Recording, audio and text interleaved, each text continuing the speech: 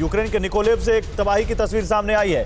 Ukraine में Nicholas में रूस के हमले के बाद भीषण तबाही हुई है। निकोलेव में रूस के हमले से निकोलेव की कार मार्केट पूरी तरह तबाह हो गई है।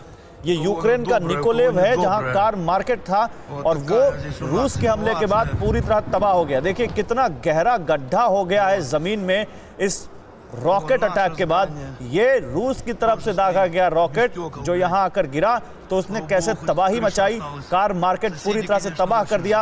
ये वो तस्वीरें हैं निकोलेव यूक्रेन का इलाका जहां पर रूस ने बमबारी की, कार मार्केट पूरी तरह से तबाह कर दिया। वहां की ये तस्वीरें आप देख सकते हैं।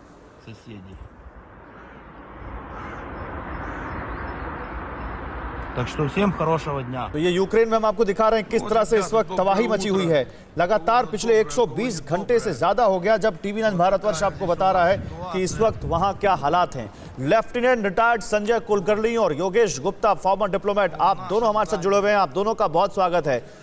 पहले सर आपसे बात करूंगा, लेफ्टिनेंट कुलकर्णी, क्या यहाँ अभी हम समझें इसको?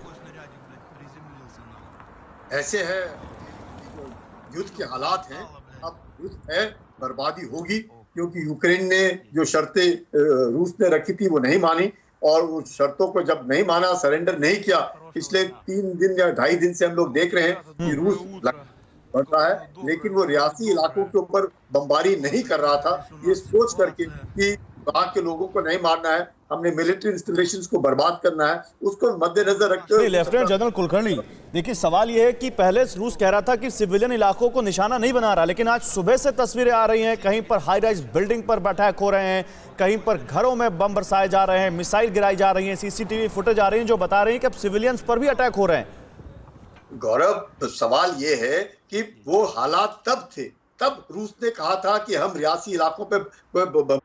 Всем хорошего дня. Вот, ребята, доброе утро.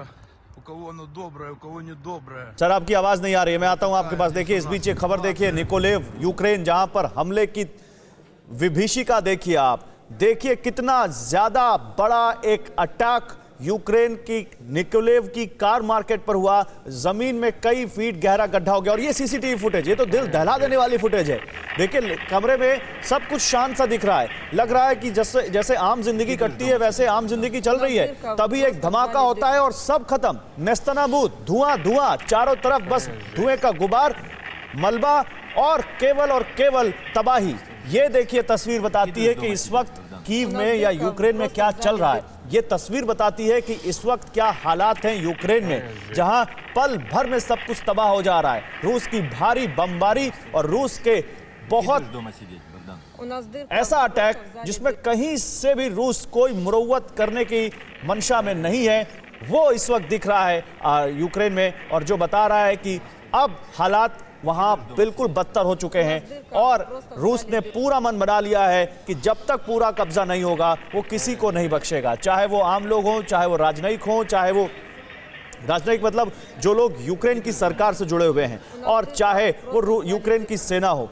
दोनों तरफ से हजारों सैनिकों के मारे जाने का दावा, हजारों करोड़ों के नुकसान का दावा, बड़े बड़े टैंक्स, हेलीकॉप्टर्स, फाइटर जेट्स को मार गिराने का दावा, और ये नुकसान हो रहा है तो जरूर इसका असर कहीं ना कहीं अब पूरी दुनिया पर आएगा, जरूर इसका असर पूरी दुनिया झेलेगी। लेकिन फिलहाल अभी जो सबसे बड़ी जरूरत है वो है इस युद्ध को रोकने की।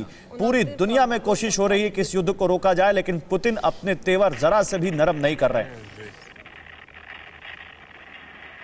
कुलकर्णी साहब, क्या ये वॉर हाल फिलहाल में रुकती दिखाई दे रही है?